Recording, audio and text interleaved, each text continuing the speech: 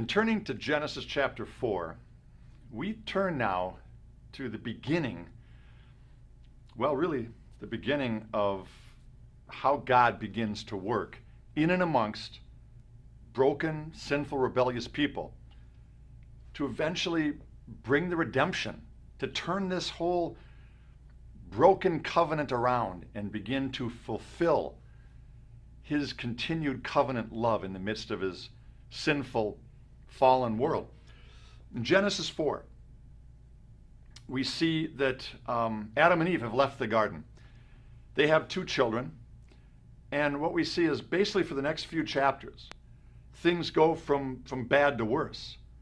So even though God is present, even though God has covenant plans and redemption that's forthcoming, human beings continue regularly to find new ways to eat of the fruit of the knowledge of good and evil.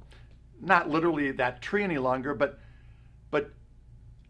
acting as if they can be as God, deciding what's right or wrong, doing whatever comes to their mind, whatever catches their fancy, and almost always it leads to further rejection of God, rebellion against his kingdom, and hurting of each other and themselves. That's the pattern of sin. Happens right away in the 4th chapter of Genesis. Adam and Eve's 2 kids, Cain and Abel, are now on the scene. One of them becomes jealous of the other and commits the first murder, Cain killing Abel. Within a matter of verses, that second act of rebellion now becomes a stream of rebellion. And it leads right up to Genesis chapter 6 and the beginnings of the first judgment of God, the flood. Now, before we get there, you have chapter 5 and eventually chapter 10 in Genesis, which are genealogies, lists of people and families that were connected by blood.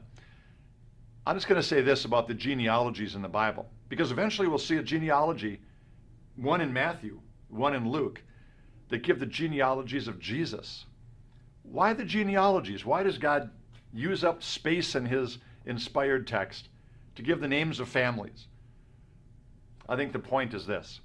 It reminds us that God works in actual human history, in the real lives of actual people, just like you and I. It reminds us this, that what God is involved in is not some ethereal spirit world never touching our world, but that God is active and present in the lives of real human beings, real families, just like the ones we live in. In Genesis 6, it says that God looks over the earth and all he sees is violence. Self-centeredness has got so deep now that violence has taken over all the earth. And now God allows this flood to come in and wipe out most of humanity. We're going to take that over again.